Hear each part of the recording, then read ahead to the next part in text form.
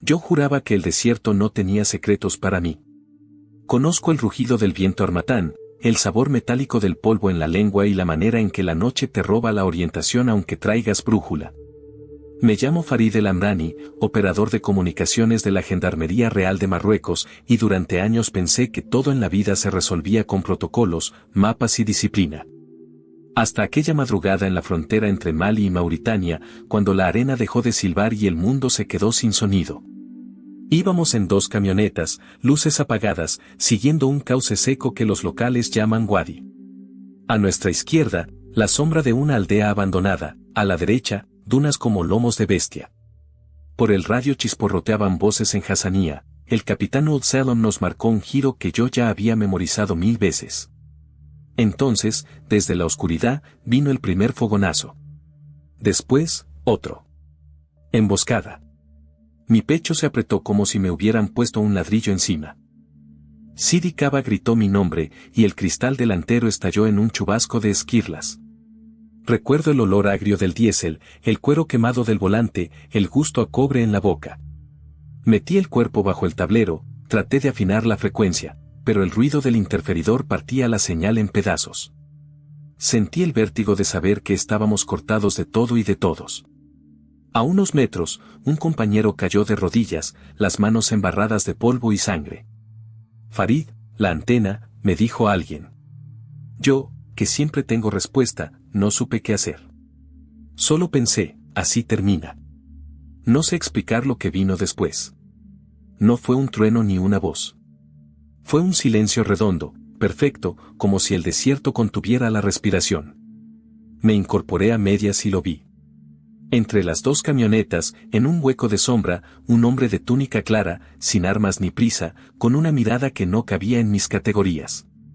No caminó, estaba ahí, como si siempre hubiera estado. No habló. Señaló con la mano hacia una grieta entre 2 dunas, una hendidura delgada que mis mapas no registraban y que, te juro, no estaba ahí cuando hicimos el reconocimiento. No pensé. Corrí. Con el polvo raspándome la garganta, me lancé hacia la grieta. Sidi me siguió maldiciendo en bambara, otros 2 detrás, cargando al herido. Cada paso esperaba el impacto en la espalda, pero no llegó. La hendidura se abrió en un paso escondido, una especie de garganta de arena que desembocaba en un cauce antiguo, protegido del fuego cruzado. Del otro lado, la luna parecía recién lavada. Cuando por fin nos detuvimos, mis manos temblaban, pero no de miedo. Era otra cosa, una calma imposible, como si alguien hubiera apagado las alarmas dentro de mi pecho.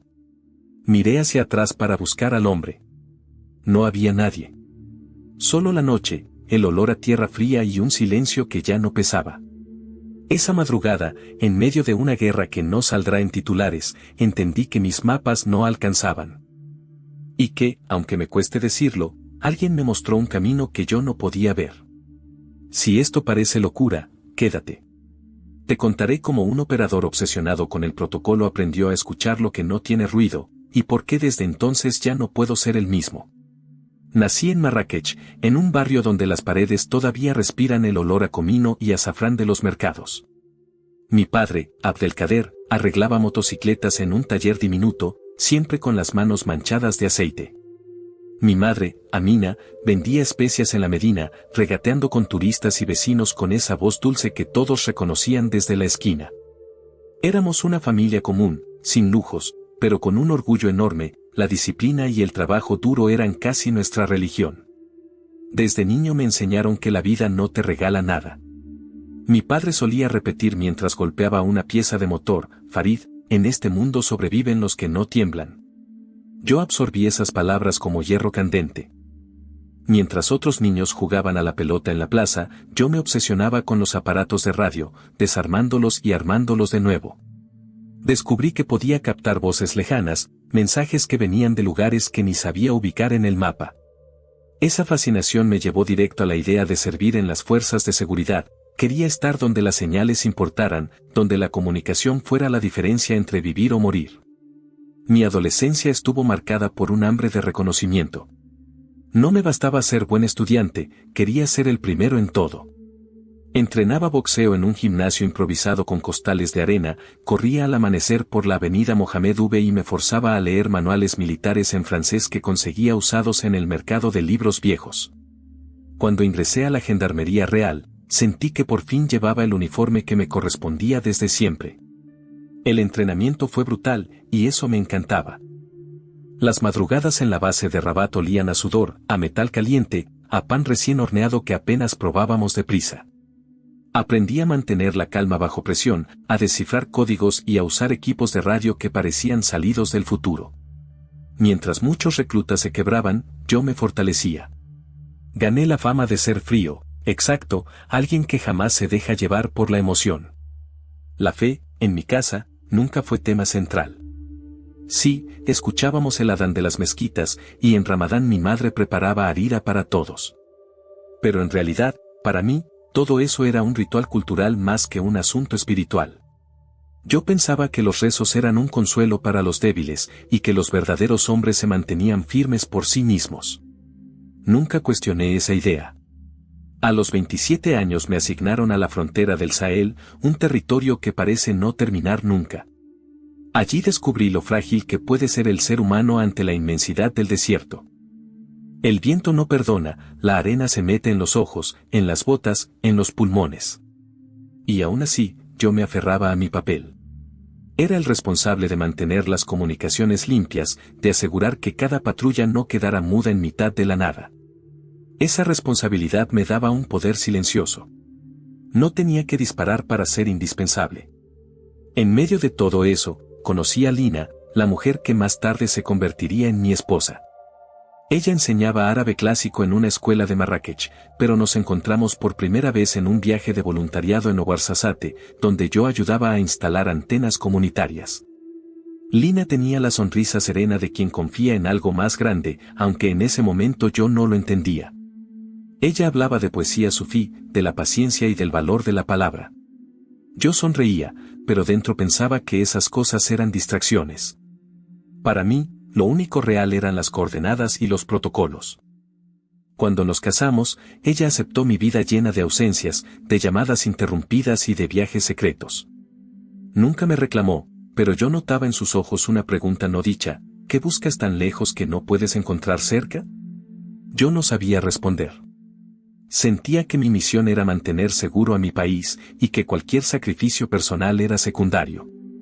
Hasta ese punto, yo era el soldado perfecto, disciplinado, duro, convencido de que todo dependía de mí y de mi capacidad para no fallar. Lo que no sabía es que, muy pronto, esa certeza se iba a resquebrajar de la manera más inesperada. Los primeros meses en la frontera con Mali fueron una escuela de resistencia. El calor diurno era tan feroz que el aire parecía hervir, de noche, el frío mordía los huesos como si estuviéramos en las cumbres del Atlas. Entre patrullajes, emboscadas y aldeas fantasma, aprendí a escuchar los silencios.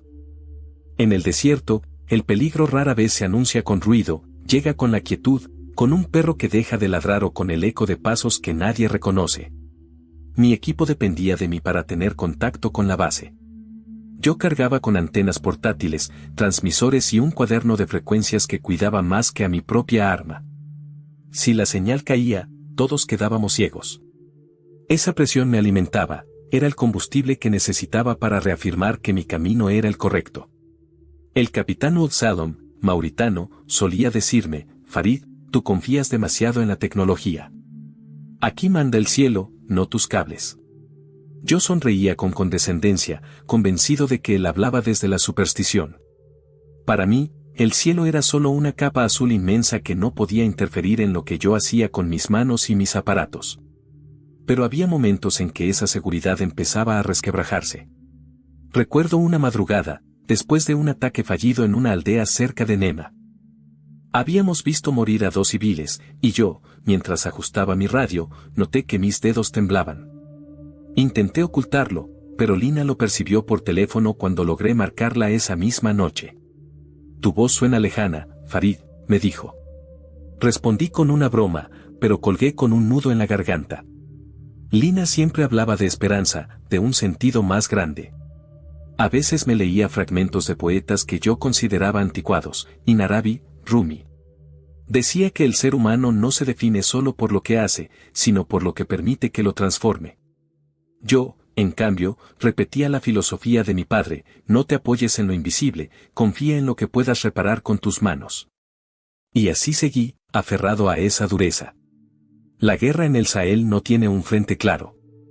Los enemigos aparecen y desaparecen como sombras. En una semana puedes estar distribuyendo ayuda médica y en la siguiente estar enterrando a un compañero. Es un terreno que devora ilusiones y obliga a endurecerse. Para muchos de nosotros, la rutina era sobrevivir con la conciencia anestesiada. Pero dentro de mí, a pesar de mi aparente frialdad, empezaba a formarse una grieta. Esa grieta se profundizó después de una misión en la región de Timbuktu. Nos habían enviado a asegurar una ruta donde se decía que circulaban armas. Durante una emboscada, un niño de no más de 12 años apareció en medio del fuego cruzado, con un fusil demasiado grande para su cuerpo. Yo estaba a cargo de pedir refuerzos por radio, pero mis ojos no podían apartarse de él. Alguien lo derribó antes de que apretara el gatillo, y su cuerpo quedó inmóvil sobre la arena. Esa noche, al revisar las frecuencias, descubrí que mi mano había dejado de escribir. Me quedé mirando la página en blanco durante minutos, sin poder mover el lápiz. No dije nada a mis superiores. Callé, como todos callan. Pero al regresar a Marruecos en una breve licencia, Lina notó que yo ya no era el mismo. Trajiste silencio en la mirada, me dijo mientras preparaba té de menta. Yo negué con la cabeza y le aseguré que estaba bien. Sin embargo, dentro de mí había empezado una batalla más feroz que cualquier otra, la batalla contra la pregunta que nunca me había atrevido a formular. ¿Y si todo lo que creo controlar no es suficiente? Todavía no lo sabía, pero esa pregunta iba a perseguirme con más fuerza en la madrugada en que la arena se tragó nuestras camionetas y el mundo se quedó sin sonido. Después de aquella emboscada en el Wadi, nada volvió a sentirse igual dentro de mí. Por fuera seguía cumpliendo con mi trabajo, revisaba frecuencias, reparaba antenas, entregaba informes. Pero por dentro, algo había cambiado. Era como si la arena de esa grieta me hubiera penetrado hasta los huesos, dejando un eco imposible de callar. La primera señal de mi quiebre fueron las noches. Antes, dormía en cualquier parte, sobre una colchoneta, en la caja de una camioneta, incluso en el suelo duro de una casamata. Pero desde aquella visión, el sueño me abandonó. Cerraba los ojos y volvía a ver esa túnica clara entre la polvareda, ese gesto silencioso que me había mostrado una salida donde no existía. Mi mente trataba de reducirlo a una alucinación por el cansancio, un espejismo del desierto. Sin embargo, mi corazón sabía que había sido real. El conflicto comenzó a devorarme en silencio. Yo había crecido creyendo que la fe era un lujo para quienes no soportaban la dureza de la vida.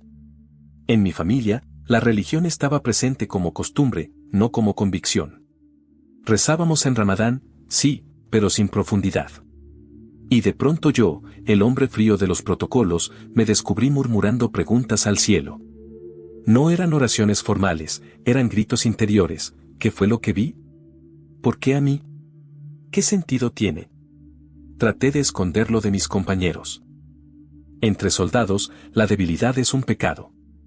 Si uno confiesa dudas, inmediatamente se convierte en un eslabón frágil. Así que seguí actuando como siempre, voz firme, mirada dura, correcciones técnicas al menor error. Pero mi interior estaba dividido. Cuando la radio quedaba en silencio en medio de la noche, yo escuchaba otra clase de silencio, uno que no me dejaba escapar. Un día, durante una pausa en Nouakchott, visité una pequeña librería. Fingí buscar manuales de comunicación, pero mis ojos se detuvieron en un estante polvoriento donde había textos en francés y español sobre religiones. Sin pensarlo, compré un Nuevo Testamento en árabe y castellano paralelo. Lo escondí entre mis manuales de códigos. La sola idea me hizo sudar frío. Si alguien de la unidad lo descubría, podrían acusarme de traición cultural. Pero no pude resistir. Algo dentro de mí me empujaba. En las noches, con la linterna cubierta por una manta para que no se filtrara la luz, empecé a leer el Evangelio de Lucas. Cada frase me golpeaba con una claridad desconcertante. Bienaventurados los que lloran, porque serán consolados. Me quedaba mirando esas palabras como si alguien me las estuviera diciendo al oído. Yo, el hombre que había visto morir a tantos sin derramar una lágrima, me descubrí con los ojos húmedos. La tradición me gritaba que aquello era peligroso. Mis superiores hablaban con orgullo de nuestras raíces, de la herencia que no debía mezclarse con otras creencias. En casa, mi padre todavía me llamaba desde Marrakech para recordarme que yo era su orgullo, el hijo fuerte que no se dobla ante nada. ¿Cómo explicarle que yo ya estaba doblado por dentro, quebrado por una mirada que ni siquiera entendía? Lina fue la primera en notar la grieta. Cuando regresé de licencia, me abrazó con ternura y me dijo, tu silencio ahora pesa más que tus palabras. No tuve valor para contarle la visión. Me limité a sentir, a besar su frente y a fingir normalidad. Pero dentro de mí ardía un secreto que me estaba consumiendo. Lo más duro no era la guerra afuera. Lo más duro era la guerra adentro, entre el Farid que siempre confió en protocolos y el Farid que había visto lo imposible. Y cada día, esa batalla se volvía más feroz. El regreso a la base después de cada misión se convirtió en un ritual de contradicciones. Yo entregaba reportes impecables, ajustaba frecuencias con precisión, corregía errores de los novatos, pero en cuanto quedaba solo, abría el pequeño Nuevo Testamento escondido entre mis manuales. Era como vivir dos vidas, el soldado que todos admiraban y el hombre que en secreto buscaba respuestas en páginas que su cultura le había dicho que no debía tocar. La tensión me desgastaba. Había noches en que, en lugar de dormir, me levantaba y caminaba alrededor del campamento. El cielo del Sahel, lleno de estrellas, parecía una inmensa cúpula silenciosa. Yo levantaba la mirada y susurraba con un nudo en la garganta, ¿fuiste tú, de verdad fuiste tú el que me mostró la salida? Nunca recibía una respuesta audible, pero ese silencio tenía algo distinto. No era vacío, era expectante, como si alguien realmente estuviera escuchando. La tradición, sin embargo, me ataba como una cadena invisible. En Marrakech, mi familia esperaba que yo fuera un ejemplo de fuerza y orgullo. Mi madre me enviaba mensajes de voz diciendo que rezaba por mí según las costumbres, y yo respondía con monosílabos. Temía que notara mi distancia, que descubriera que su hijo estaba explorando un camino prohibido. En las llamadas con mi padre, su tono era siempre severo, Farid, recuerda que tu deber es defender, no cuestionar. ¿Cómo decirle que precisamente lo que yo ya no podía era dejar de cuestionar? En el campamento, las bromas de los compañeros se clavaban en mi piel. Algunos decían que yo me estaba ablandando porque ya no discutía como antes, porque a veces me quedaba mirando el horizonte sin responder. El sargento Sidi me preguntó un día, mientras compartíamos un tajín improvisado, ¿en qué piensas cuando callas tanto? No supe qué responder. Tragué un trozo de ciruela seca y fingí cansancio. No podía confesar que pensaba en un hombre de túnica blanca que había aparecido en medio del polvo. La lucha interior se intensificó cuando un imán local vino a dirigir la oración del viernes en la base. Sus palabras hablaban de unidad, de fidelidad a las raíces, de mantenerse firmes contra cualquier influencia externa. Yo asentía junto con los demás, pero dentro de mí resonaban las frases del Evangelio que había leído la noche anterior, la verdad los hará libres. ¿Cuál de las dos verdades debía seguir? ¿La de mi sangre y mi nación, o la de esa voz silenciosa que se filtraba entre líneas antiguas? Lina se convirtió en mi único refugio, aunque aún sin saberlo. En cada licencia, me recibía con esa paciencia suya que parecía inagotable. Una noche, mientras bebíamos té en la terraza, me miró fijamente y dijo, siento que estás cargando con algo que no compartes conmigo. No quiero que me lo digas ahora, pero recuerda que yo también camino a tu lado. Esas palabras fueron un bálsamo y una herida a la vez. Yo deseaba abrir mi corazón, pero el miedo me paralizaba. Temía perderla, temía que me viera como un traidor a lo que siempre fuimos. La guerra exterior seguía rugiendo, con nuevas emboscadas y convoys destruidos. Pero la batalla decisiva era la que llevaba en mi pecho. Cada vez que escuchaba el rugido del viento en la noche, sentía que me recordaba la escena del hombre luminoso. Y cada vez que recitaba de memoria los protocolos, sentía que se volvían huecos, como fórmulas vacías que ya no podían sostenerme. La tradición me decía, sé fuerte, sé leal, no cambies. Pero algo más profundo me susurraba, no temas, yo te mostré un camino. Y en ese choque de voces, mi alma se fue desgarrando poco a poco. Yo no lo sabía aún, pero esa guerra interior estaba preparando el terreno para un choque mucho más grande, el momento en que tendría que elegir entre seguir cargando con el uniforme de siempre o responder a la voz silenciosa que me llamaba desde dentro. La madrugada del ataque empezó como cualquier otra. El desierto tenía ese silencio engañoso que parece protegerte, pero en realidad prepara la trampa.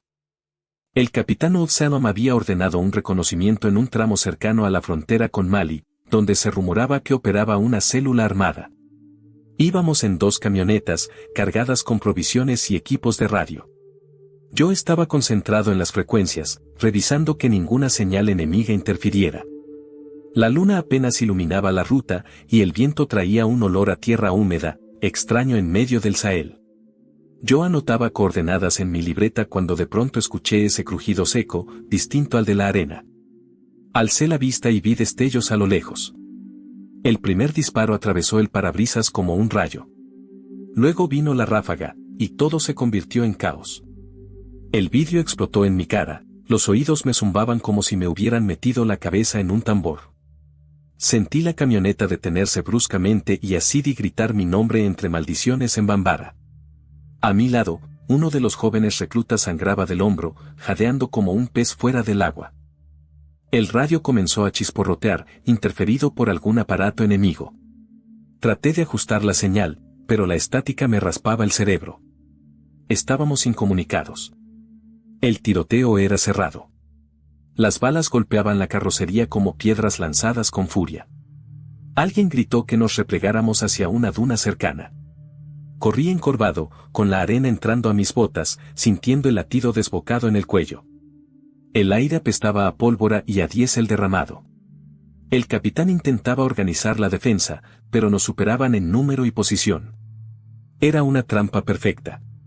En medio de ese infierno, mi pierna izquierda se encendió con un dolor agudo, un fragmento de metal se había incrustado en el muslo. Caí de rodillas, mordiendo un grito para no delatar nuestra posición. La sangre se mezclaba con la arena y sentía que cada segundo me arrancaba fuerzas.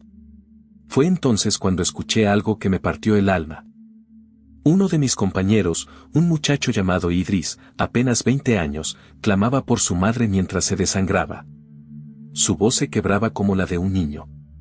Yo trataba de arrastrarme hacia él, pero no tenía cómo detener tanta pérdida. Esa escena me perforó más que la herida en la pierna. Todo el entrenamiento, todos los protocolos, de nada servían en ese momento. Yo, el hombre que había despreciado la fe, me encontré murmurando lo que parecía una oración. No fueron palabras formales, ni en árabe clásico, ni en ninguna lengua aprendida. Fue un grito mudo en lo profundo de mi pecho: si de verdad existes, muéstrame qué hacer. No me dejes aquí tirado. Enséñame una salida. El ruido de las balas siguió, pero dentro de mí ocurrió algo extraño. Fue como si el mundo se apagara por un instante. El zumbido de mis oídos desapareció, los gritos se desvanecieron y quedó un silencio espeso, imposible. Abrí los ojos y lo vi. A pocos metros, entre la humareda y el polvo, había una figura. No caminaba ni corría, estaba de pie, serena, con una túnica clara que brillaba débilmente en la penumbra. Su rostro no era el de un extraño, pero tampoco el de alguien que pudiera describir con exactitud. Lo que me golpeó fue la paz que emanaba. Una calma que contrastaba brutalmente con el caos. No habló. Solo levantó la mano y señaló hacia una hendidura entre 2 dunas, un paso estrecho que yo juraría no había estado allí antes. Mis mapas lo conocían todo, pero esa grieta era nueva, oculta, imposible. Y aún así, algo en mi interior me dijo que esa era la salida. No tuve tiempo de pensar. Apenas vi la señal de esa figura, un impulso me empujó a moverme. Me arrastré con la pierna herida, dejando un rastro oscuro sobre la arena. Los demás me miraban como si hubiera perdido la razón. Sidi me gritó: Farid, estás loco, ahí no hay nada. Pero yo insistí, jadeando, con una certeza que no venía de mí mismo. Al llegar a la hendidura, sentí la arena ceder bajo mis manos. Era real. Un pasaje estrecho se abría entre 2 dunas, casi invisible desde fuera. Grité a los demás que me siguieran. Al principio dudaron, pero las balas no daban tregua. Finalmente, uno a uno comenzaron a lanzarse hacia donde yo estaba. Idris, el joven herido, fue cargado por 2 compañeros, con la cabeza colgando y la respiración débil.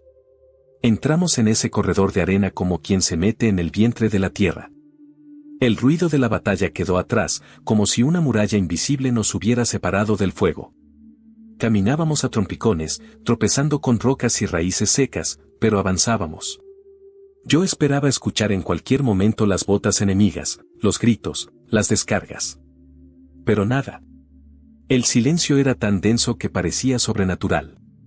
El pasaje desembocó en un wadi seco, un cauce antiguo protegido por dunas altas.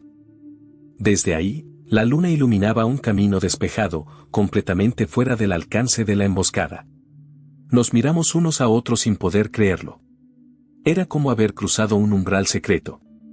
Caí de rodillas, con el pecho ardiendo y la pierna empapada en sangre. Levanté la vista buscando a la figura, pero ya no estaba. Solo quedaba la noche, la arena tibia y el cielo estrellado extendiéndose como un manto. Mi corazón latía tan fuerte que sentí que se me iba a salir por la garganta. No sabía si reír, llorar o gritar. Lo único que pude hacer fue respirar, como si por primera vez el aire tuviera sentido. Cuando al fin llegamos a un punto seguro, los médicos improvisaron una curación rápida en mi pierna. El dolor estaba ahí, pero era extraño, no me dominaba. Sentía como si una calma más grande lo hubiera anestesiado. El capitán Old Salon me miró fijamente y dijo, «Hoy sobrevivimos de milagro». Yo asentí en silencio, porque dentro de mí sabía que no era un milagro cualquiera. Era un encuentro. Durante la evacuación hacia la base aliada, me quedé callado, aferrado al recuerdo de aquella mirada luminosa. Nadie más pareció haber visto la figura. Para ellos, la grieta era simplemente un golpe de suerte. Pero yo sabía lo que había pasado. Y aunque mi mente intentaba reducirlo a un espejismo o a una reacción del cerebro bajo estrés, mi alma gritaba otra cosa, había sido guiado. Esa noche, mientras me recostaba bajo una tienda improvisada, Lina apareció en mis pensamientos con una claridad punzante. Imaginé su rostro tranquilo, su manera de escuchar sin interrumpir. Y por primera vez, sentí un deseo inmenso de contarle lo que había visto. No como un parte de guerra, sino como una confesión íntima. El desierto, que hasta entonces había sido para mí un lugar de amenazas, se había convertido en un altar silencioso. Allí, entre la muerte y la vida, yo había encontrado algo que no estaba en mis mapas ni en mis protocolos. Una grieta imposible me había mostrado un camino, y con él, una verdad que apenas comenzaba a asomarse en mi interior. El regreso a la base después del ataque no fue el alivio que esperaba. Sí, estábamos vivos, pero mi interior hervía con preguntas que no podía compartir. Para mis superiores, lo ocurrido era simplemente una muestra de astucia, habíamos encontrado un paso oculto que nos salvó de ser masacrados. Nadie quería escuchar sobre visiones o figuras misteriosas. Lo que contaba eran los resultados, y en los reportes oficiales se escribió, la patrulla logró escapar gracias a un repliegue estratégico. Recibimos felicitaciones. El capitán Old Salon fue condecorado, y yo también recibí una mención por mantener la comunicación bajo fuego. Me dieron la mano, me aplaudieron, pero yo sentía que esas palabras estaban huecas. No había sido estrategia. Había sido algo que no podía explicar. Y cuanto más intentaba callarlo, más fuerte crecía dentro de mí la certeza de que había sido guiado por alguien más. El verdadero problema empezó cuando mis compañeros notaron que yo ya no era el mismo. En las prácticas de tiro, mi puntería seguía siendo buena, pero mi mirada se distraía. Ya no discutía con la misma dureza ni corregía a los novatos con el tono severo de antes. Sidi me preguntó una tarde, Farid, ¿en qué piensas últimamente? Parece que ya no estás aquí. Yo esquivé la pregunta, pero su mirada desconfiada me siguió como una sombra. En la cultura militar, cualquier cambio de conducta levanta sospechas. Y pronto esas sospechas comenzaron a transformarse en rumores. Escuché a 2 soldados murmurar que yo había perdido la frialdad, que quizás la herida en mi pierna me había afectado más de lo que admitía. Otro insinuó que me estaba refugiando en ideas extrañas. Esa frase me heló la sangre. ¿Cómo podían sospechar? Yo era cuidadoso, solo leía el Evangelio de noche, escondido, y jamás lo mencionaba en voz alta. Pero de alguna manera, mi rostro ya no podía ocultar lo que pasaba por dentro. El ambiente en la base se volvió hostil. Un teniente me llamó a su oficina para preguntarme si estaba en condiciones de seguir en operaciones. Tus compañeros dicen que dudas demasiado, que pareces distraído, me dijo con frialdad. Yo respondí que estaba bien, que era solo cansancio. Pero su mirada incrédula me dejó claro que no confiaba en mí del todo. Al regresar a Marruecos en una licencia corta, la presión continuó. En la Medina, mientras acompañaba a mi padre a comprar piezas para el taller, él me puso la mano en el hombro y me dijo, Farid, recuerda que en nuestra familia nunca nos doblamos. No quiero oír que andas con ideas blandas. Tu deber es ser fuerte. Esas palabras me atravesaron como un cuchillo. Quise decirle que la fuerza ya no significaba lo mismo para mí, pero callé. ¿Cómo explicarle algo que ni yo sabía poner en palabras? La persecución más dura, sin embargo, no venía de afuera, sino de la tensión entre lo que sentía y lo que debía aparentar. Era como llevar una doble armadura, la externa, que mostraba al soldado firme, y la interna, que se agrietaba más con cada día de silencio. Una noche, en el campamento, encontré mi Biblia oculta en la mochila, abierta en el Evangelio de Juan, mi paz les dejo, mi paz les doy. Leí esas palabras con lágrimas que me quemaban la cara. Y entonces lo entendí, la persecución que empezaba a sufrir no era solo militar ni cultural. Era espiritual. Era el choque entre el llamado que me había alcanzado en medio de las balas y el peso de una tradición que me exigía callar. La presión no tardó en volverse más evidente. En cada entrenamiento, yo sentía las miradas de mis compañeros clavarse como cuchillos.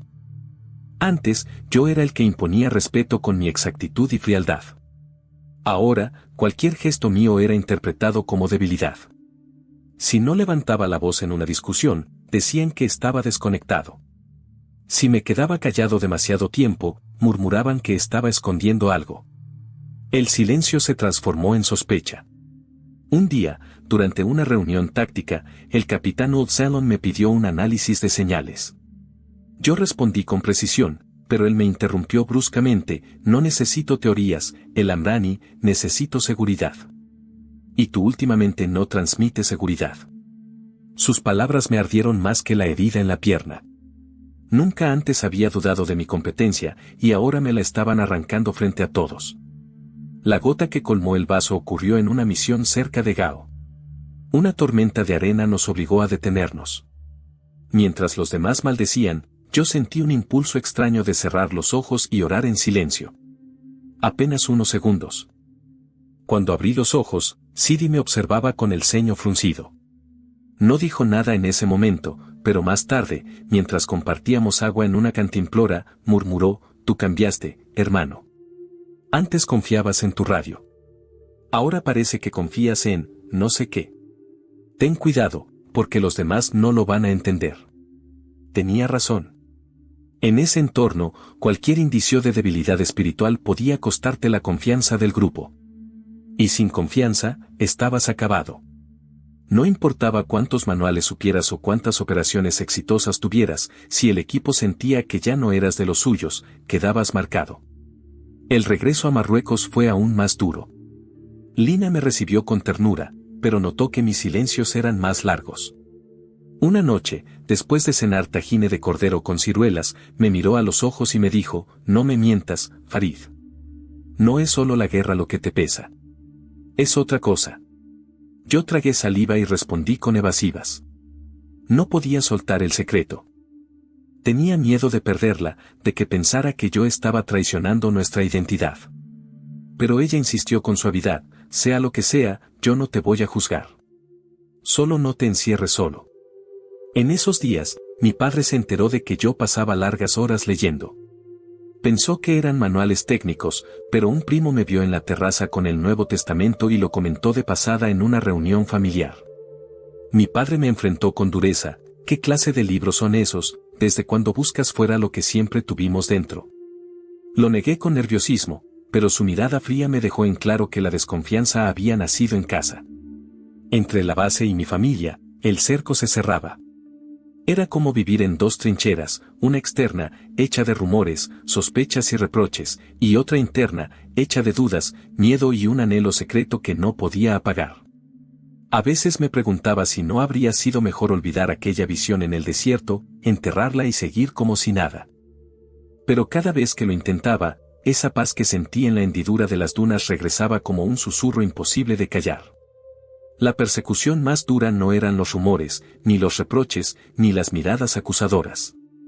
Era la certeza de que, tarde o temprano, tendría que elegir, seguir fingiendo o confesar que había visto lo que nadie más vio. Y esa decisión, lo presentía, me costaría todo lo que conocía, mi carrera, mi familia, mi lugar en el mundo. La tensión se acumuló durante meses, hasta que un día llegó a un punto imposible de sostener. Era una mañana aparentemente común en la base de Rabat. El sol brillaba sobre los muros blancos y el aire estaba cargado con el olor del pan recién salido de los hornos cercanos. Yo me dirigía a mi casillero para sacar el uniforme, cuando algo me detuvo en seco. Entre mis manuales de señales y mis cuadernos técnicos, el pequeño Nuevo Testamento había quedado abierto. No recordaba haberlo dejado así. La página mostraba un pasaje que decía: no se turbe su corazón, ni tenga miedo, Juan 14:27. Me quedé inmóvil, con el uniforme en la mano y el corazón golpeando como tambor. Era como si esas palabras hubieran sido colocadas ahí a propósito, justo en el único rincón donde yo aún pretendía mantener el control. Me senté en el suelo, incapaz de seguir con la rutina. En ese instante comprendí que no podía seguir jugando a dos vidas. No podía ser el soldado impecable de día y el buscador secreto de noche.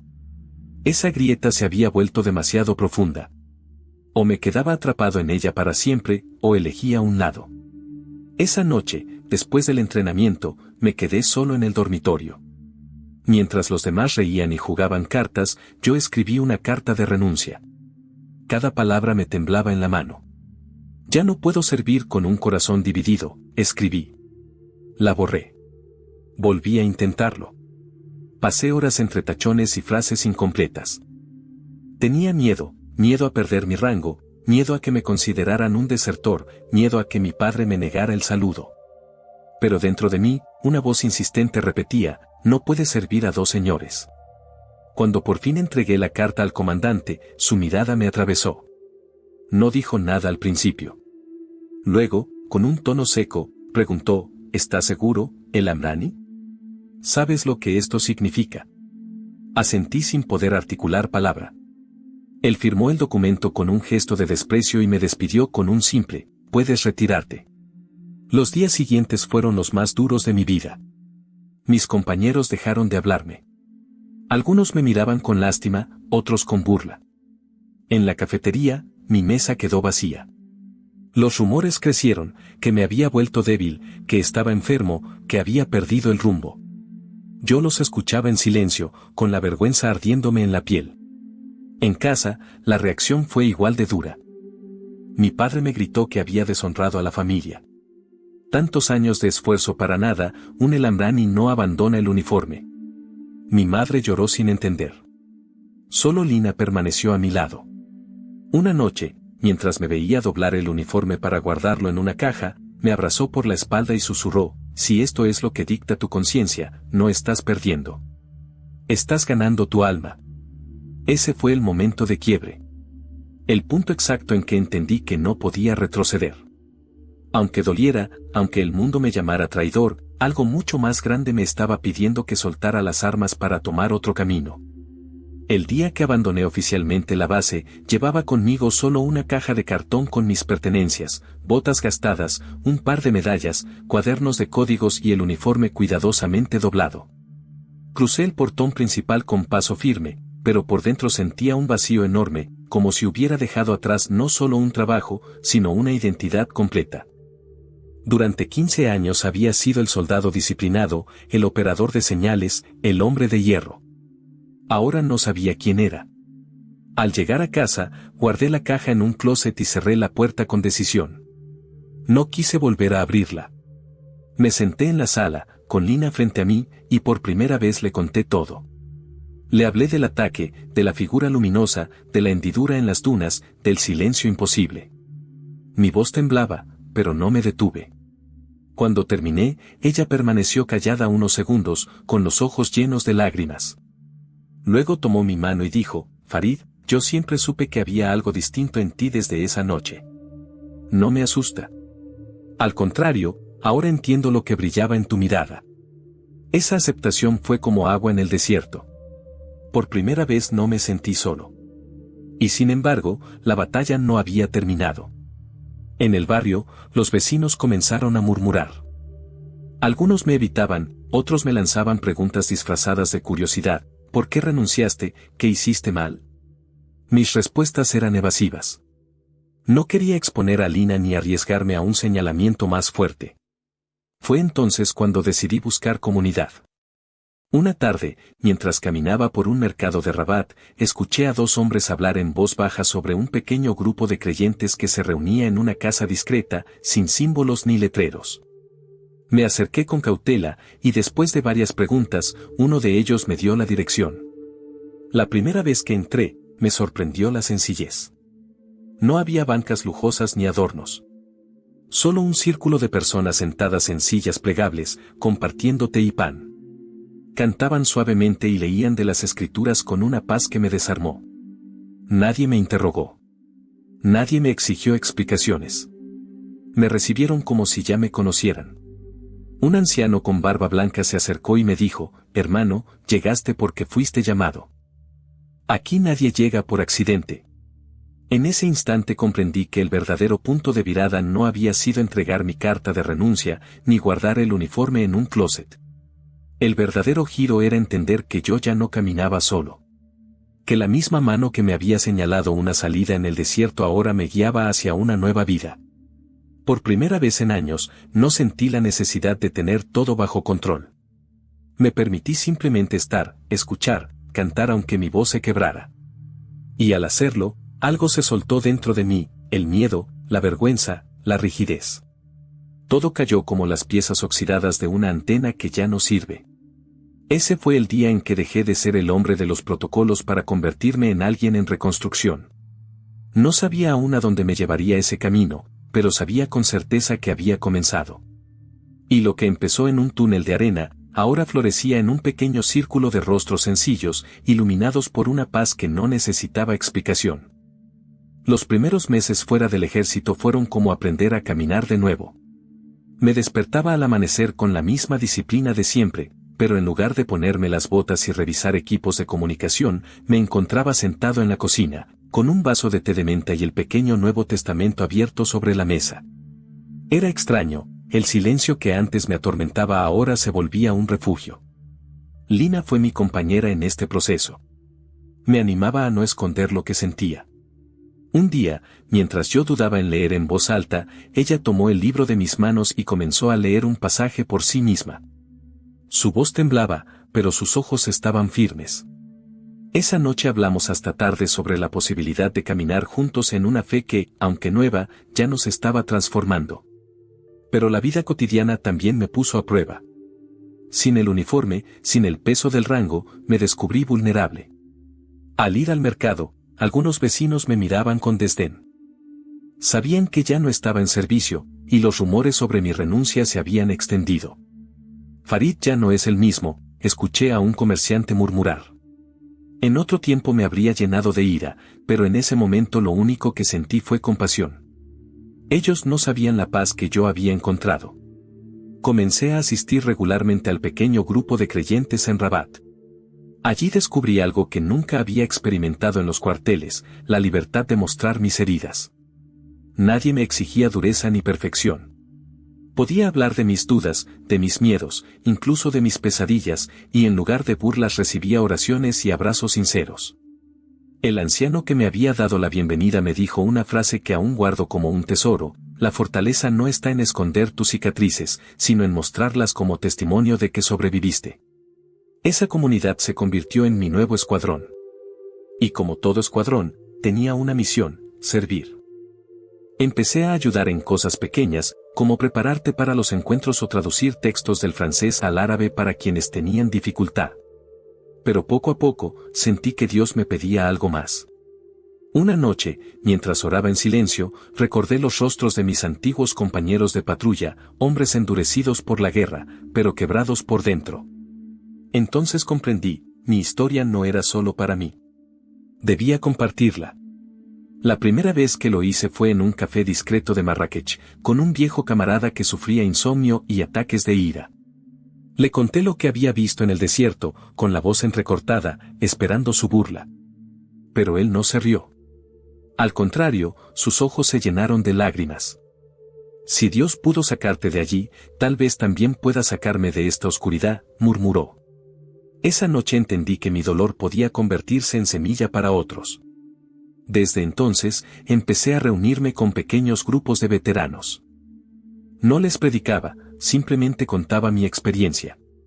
Algunos se levantaban y se iban, otros escuchaban en silencio, y unos pocos me pedían que orara por ellos.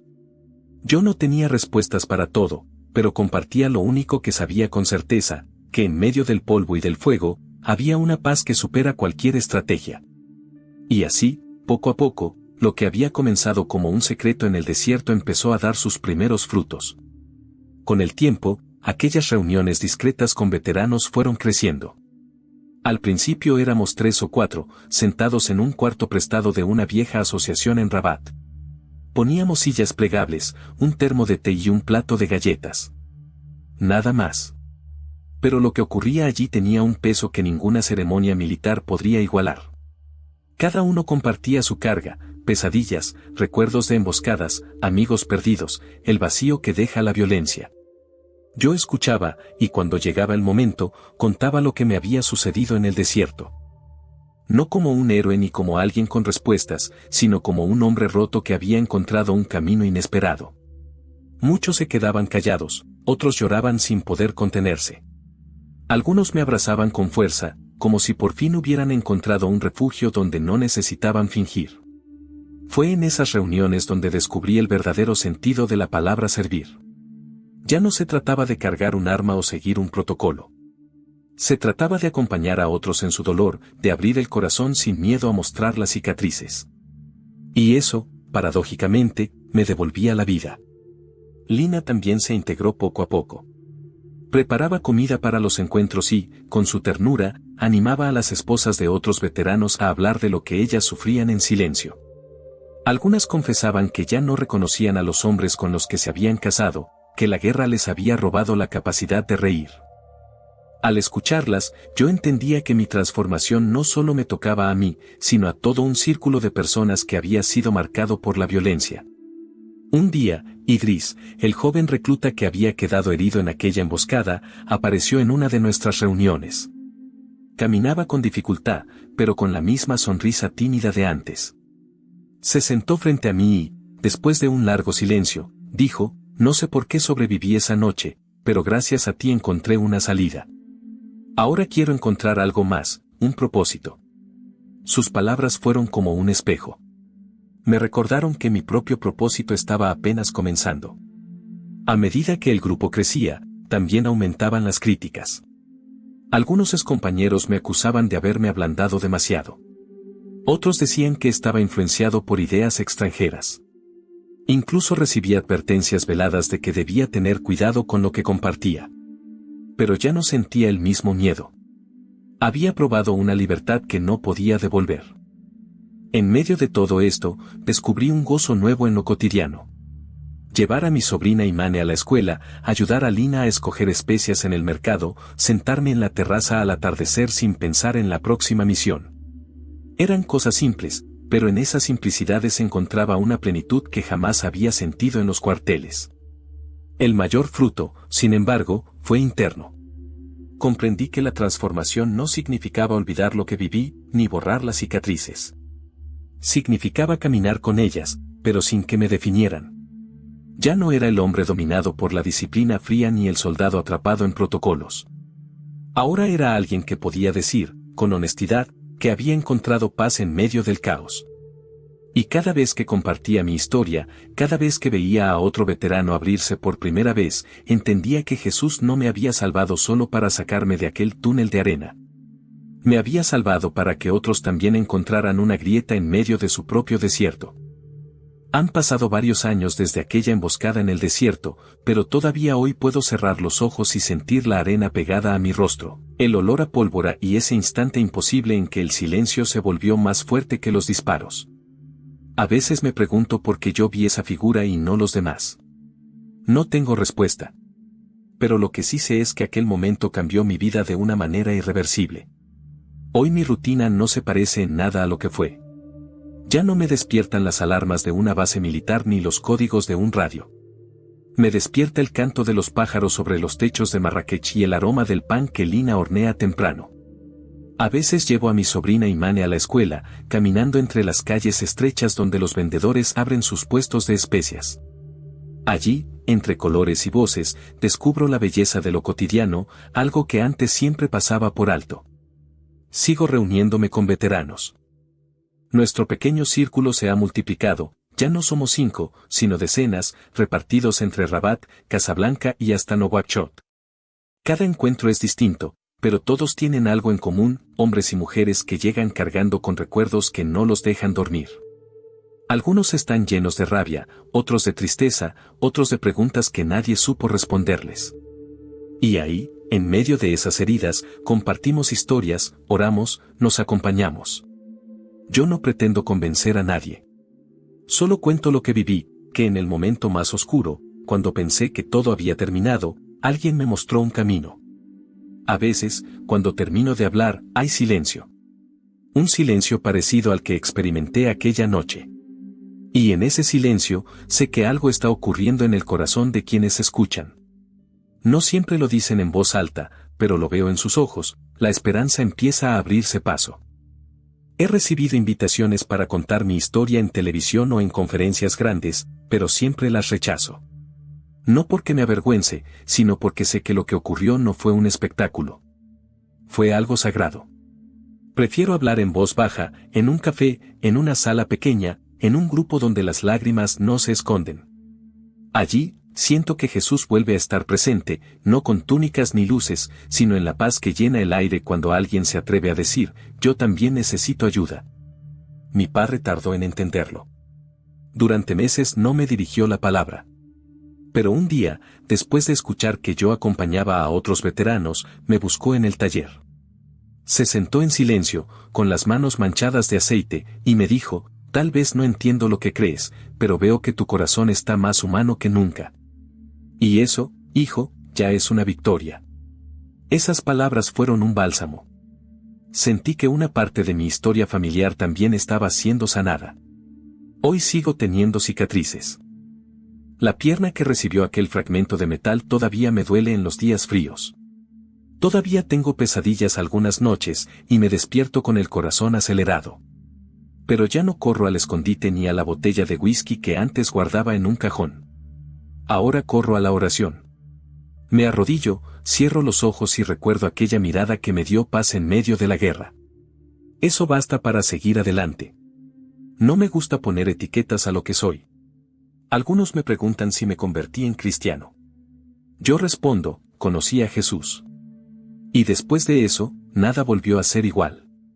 No necesito una explicación científica ni una confirmación teológica. Lo único que necesito es recordar que cuando no había salida, Él me mostró una. Quizás tú, que escuchas esta historia, no hayas estado en una guerra ni hayas sentido la arena mezclada con sangre en tus labios. Pero sé que todos enfrentamos desiertos, momentos de soledad, de miedo, de heridas que parecen no cerrar. Yo quiero decirte que en esos desiertos también puede aparecer una grieta, un camino que no habías visto. No importa que tan oscuro se ponga todo, siempre puede brillar una luz inesperada. Hoy mi vida es más sencilla, pero infinitamente más plena. Sirvo en silencio, camino con Lina, disfruto de mi familia y sigo acompañando a quienes aún buscan una salida en medio del polvo. No soy perfecto. Tropiezo, dudo, me equivoco. Pero ya no camino solo. Y eso lo cambia todo. Si esta historia tocó tu corazón, quiero invitarte a reflexionar. ¿Alguna vez sentiste que estabas atrapado, sin salida? ¿Alguna vez apareció algo que no podías explicar, pero que te mostró un camino? Me encantaría que lo compartieras en los comentarios con la frase vi un camino. No sabes cuánto puede animar tu testimonio a otros que hoy necesitan esperanza. Y si todavía cargas con preguntas, con heridas, con noches en vela, no te rindas. La paz que me alcanzó en medio de las balas también puede alcanzarte a ti. Solo basta un grito sincero desde lo más profundo del alma. Suscríbete al canal, activa las notificaciones y acompáñanos en más historias como esta, donde la esperanza se abre paso incluso en los lugares más inesperados. Porque si hubo